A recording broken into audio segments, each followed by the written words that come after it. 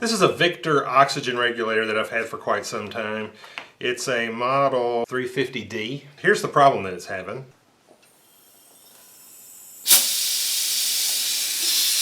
It's leaking out right here. And as you can see, this pegged over. So as you can see, it's leaking out right here. And I've already loosened it. You probably, depending on how tight this is, you're going to want to loosen it probably while it's still on the bottle. Being careful you don't overpower it. This was really not on there all that tight, but here's how I got it off. And you'll notice I used these pliers, which these were like really expensive, which is odd for me. But I think actually Harbor Freight sells one like this now. I don't know if they're any good or not. I've never bought them, but they're really good at not marring things. So, you know, I wouldn't take a pipe wrench or anything to this.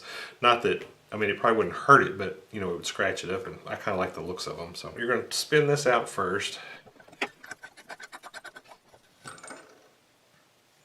Okay, and here's what you're left with. That takes your top off.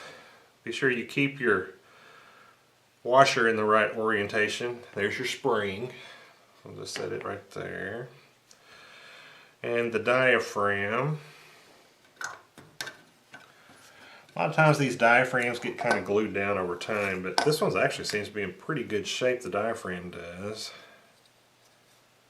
And then this piece right here is probably where our trouble is. On this particular model, this is a 11/16 socket, and I try to use a 6-point socket when I'm doing anything on brass because it keeps you from rounding over the corners so easily.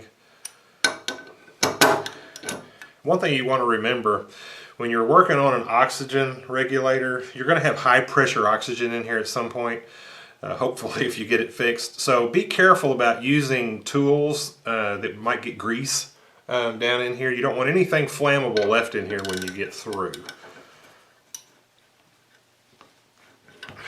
All right.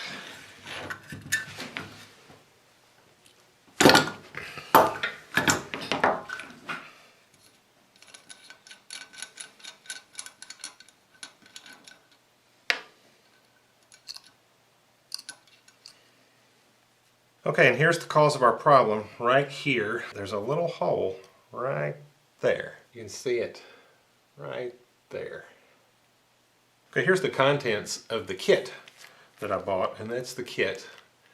Now, it will only fit this particular model,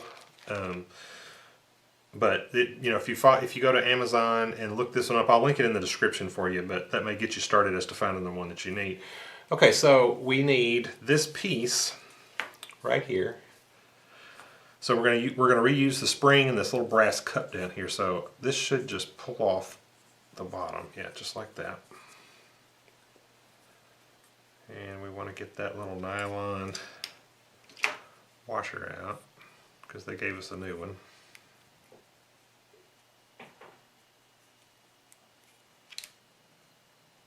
There we go. I'm going to place my old parts over here so I don't get them mixed up. I'll set that down in there like that.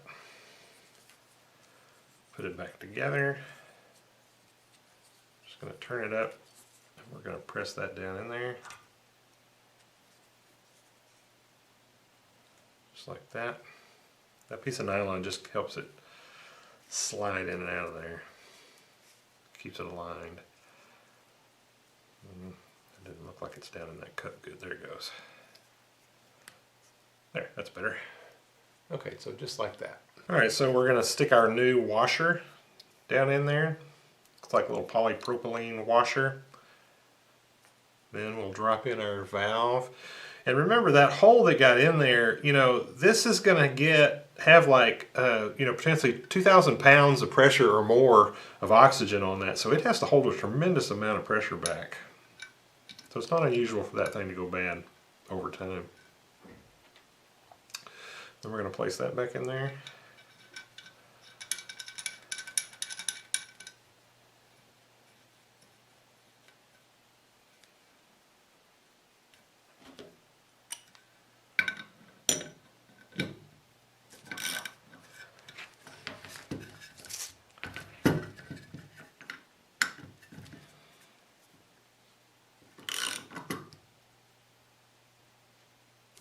Get that seated good. Alright, so that's got our valve back in there. Now we're going to set this rubber piece on there. Doesn't matter where that hole goes. Put our spring back on in the center, washer on the top with the divot up that the adjusting knob meets onto. And then I can look down in here and see that it's still lined up. I'm going to go ahead and put this in.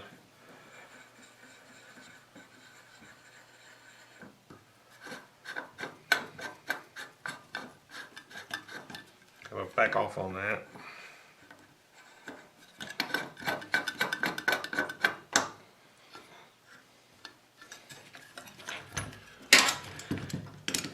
Tighten it down.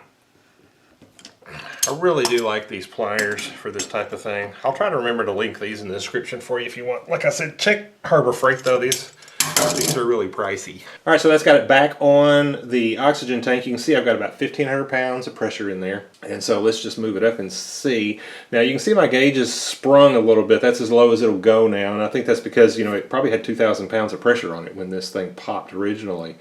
But, so I'll just have to replace it. But you're supposed to test these things by you bring it up until you get 5 pounds on there and you hold it for 5 minutes and then you do 2 pounds and 10 pounds and then you do 20 pounds.